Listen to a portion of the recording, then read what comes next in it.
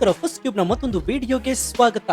ಸ್ನೇಹಿತರೆ, ಸದ್ಯ ದೇಶದಲ್ಲಿ ನಡೀತಾ ಇರುವಂತಹ ಪಂಚರಾಜ್ಯ ಚುನಾವಣೆಗಳ ಪೈಕಿ ಇಡೀ ದೇಶದ ಜನತೆ ಚಾತಕ ಪಕ್ಷಿಯಂತೆ ಕಾಯ್ತಾ ಇರುವಂತಹ, ಉಸಿರು ಬಿಗಿ ಹಿಡಿದು ಕಾಯ್ತಾ ಇರುವಂತಹ ಏಕೈಕ ರಾಜ್ಯ ಅಂದ್ರೆ ಅದು ಯಾವ್ದು ಗೊತ್ತಾ? ಅದಕ್ಕೆ ಉತ್ತರ ಪಶ್ಚಿಮ ಬಂಗಾಳ.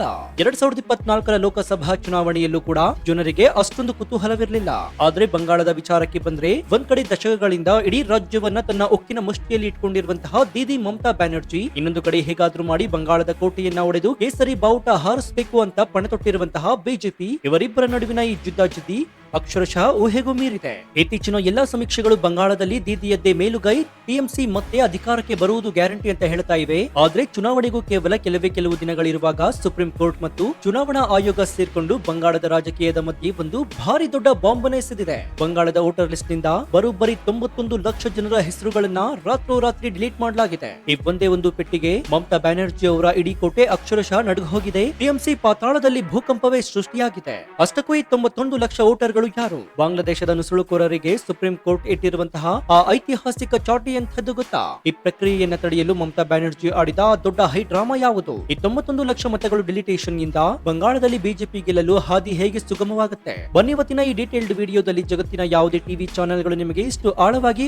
ಅಂಕಿ ಅಂಶಗಳ ಸಮೇತ ವಿವರಿಸಿದಂತಹ ಬಂಗಾಳದ ಈ ಮೆಗಾ ಟ್ವಿಸ್ಟ್ ನ ಪ್ರತಿಯೊಂದು ಎಳೆಯನ್ನ ಎಳೆಯಾಗಿ ಬಿಚ್ಚಿಡೋಣ. ಈ ರೋಚಕ ಮಾಹಿತಿಯನ್ನು ಪ್ರತಿಯೊಬ್ಬರು ಭಾರತೀಯನು ತಿಳಿದುಕೊಳ್ಳಬೇಕು. ಹೀಗಾಗಿ ವಿಡಿಯೋವನ್ನ ಎಲ್ಲೂ ಸ್ಕಿಪ್ ಮಾಡದೆ ಕೊನೆವರೆಗೂ ನೋಡಿ. ಸೊ ವಿಡಿಯೋವನ್ನ ಶುರು ಮಾಡೋಣ. ಆದ್ರೆ ಅದಕ್ಕೂ ಮುನ್ನ ನಿಮ್ಗೆ ಏನನ್ಸುತ್ತೆ? ಪಶ್ಚಿಮ ಬಂಗಾಳದಲ್ಲಿ ಮಮತಾ ಬ್ಯಾನರ್ಜಿ ಸರ್ಕಾರ ಉರುಳಿ ಅಲ್ಲಿ ಬಿಜೆಪಿ ಅಧಿಕಾರಕ್ಕೆ ಬರಬೇಕಾ? ಹೌದು ಅಂತಾದ್ರೆ ಎಸ್ ಅಂತ ಕಮೆಂಟ್ ಮಾಡಿ ಹಾಗೂ ವಿಡಿಯೋಗೆ ಲೈಕ್ ಕೊಡಿ.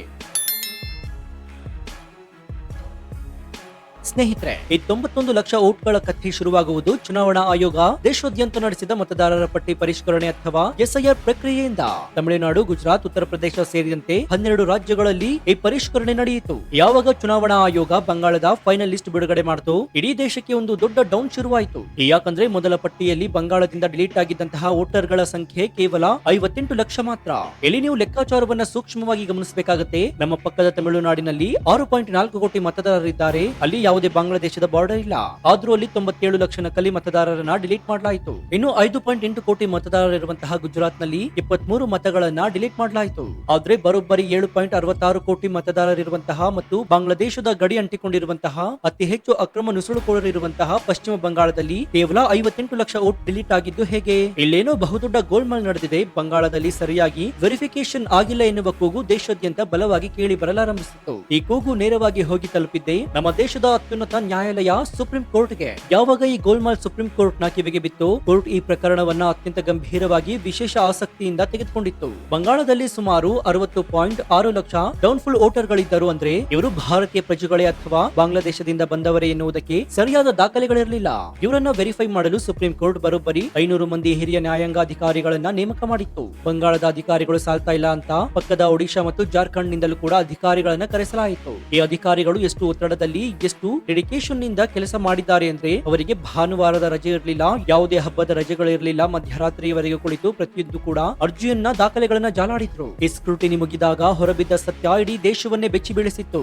ಆ 60.6 ಲಕ್ಷ ಡೌನ್ಫುಲ್ ವೋಟರ್ ಗಳ ಪೈಕಿ ಕೇವಲ 32.6 ಲಕ್ಷ ಜನ ಮಾತ್ರ ನಾವು ಭಾರತೀಯರು ಎನ್ನುವುದಕ್ಕೆ ಸರಿಯಾದ ದಾಖಲೆಗಳನ್ನ ಒದಗಿಸಿದ್ರು. ಉಳಿದ ಬರೋಬ್ಬರಿ 27.1 ಲಕ್ಷ ಜನರು ತಾವು ಯಾರು, ಎಲ್ಲಿಂದ ಬಂದವರು ಎನ್ನುವುದಕ್ಕೆ ಯಾವುದೇ ದಾಖಲೆಗಳನ್ನ ಕೊಡಲು ವಿಫಲರಾದರು. ಇದರ ಪರಿಣಾಮ 27.1 ಲಕ್ಷ ಜನರ ಹೆಸರುಗಳನ್ನ ವೋಟರ್ ಲಿಸ್ಟ್ ನಿಂದ ನಿರ್ದಾಕ್ಷಿಣ್ಯವಾಗಿ ಕಿತ್ತು ಬಿಸಾಕಲಾಯಿತು. ಮೊದಲೇ ಡಿಲೀಟ್ ಆಗಿದ್ದ 58 ಲಕ್ಷ ಮತ್ತು ಈಗ 27 ಲಕ್ಷ ಒಟ್ಟು ಸೇರಿ ಬಂಗಾಳದಲ್ಲಿ ಕಟ್ ಆಫ್ ಆದಂತಹ ವೋಟರ್ ಗಳ ಸಂಖ್ಯೆ ಬಾರಿ 91 ಲಕ್ಷಕ್ಕೆ ಏರಿಕೆ ಆಯಿತು. ಅಂದ್ರೆ ಬಂಗಾಳದ ಒಟ್ಟು ಮತದಾರರ ಪೈಕಿ 11% ವೋಟರ್ ಗಳನ್ನ ಡಿಲೀಟ್ ಮಾಡಲಾಯಿತು. ಇದು ಭಾರತದ ಚುನಾವಣಾ ಇತಿಹಾಸದಲ್ಲಿಯೇ ಅತ್ಯಂತ ದೊಡ್ಡ ಪ್ರಕ್ರಿಯೆಯಾಗಿದೆ. ಇಲ್ಲಿ ಒಂದು ಇಂಟ್ರೆಸ್ಟಿಂಗ್ ಪ್ರಶ್ನೆ ಕೂಡ ಬರುತ್ತೆ. ಚುನಾವಣಾ ಆಯೋಗ ಹೆಸರುಗಳನ್ನ ಡಿಲೀಟ್ ಮಾಡಿದ ತಕ್ಷಣ ಅವರು ವೋಟ್ ಹಾಕುವಂತಿಲ್ವಾ? ನಮ್ಮ ದೇಶದಲ್ಲಿ ಇಂತಹ ಕಠಿಣ ಕ್ರಮಗಳನ್ನ ತೆಗೆದುಕೊಳ್ಳುವುದು ಬಹಳ ರೇರ್ ಅಲ್ವಾ? ಹೀಗಂತ ನೀವು ಕೇಳಬಹುದು. ಹೌದು, ಹಿಂದೆಲ್ಲ ಹಾಗೆಯೇ ಆಗ್ತಾ ಇತ್ತು. ಗೊಂದಲಗಳಿದ್ದರೆ ಪರವಾಗಿಲ್ಲ ಬಿಡಿ, ಈ ಬಾರಿ ವೋಟ್ ಹಾಕಲಿ, ಮುಂದೆ ನೋಡ್ಕೊಳ್ಳೋಣ ಅಂತ ಬಿಟ್ಟು ಬಿಡ್ತಾ ಇದ್ರು. ಆದ್ರೆ ಈ ಬಾರಿ ಸುಪ್ರೀಂ ಕೋರ್ಟ್ ಕೊಟ್ಟಿರುವಂತಹ ತೀರ್ಪು ಅಕ್ಷರಶಃ ಒಂದು ಐತಿಹಾಸಿಕ ಮೈಲುಗಲ್ಲು. ಸುಪ್ರೀಂ ಕೋರ್ಟ್ ಸ್ಪಷ್ಟವಾಗಿ ಹೇಳಿದೆ,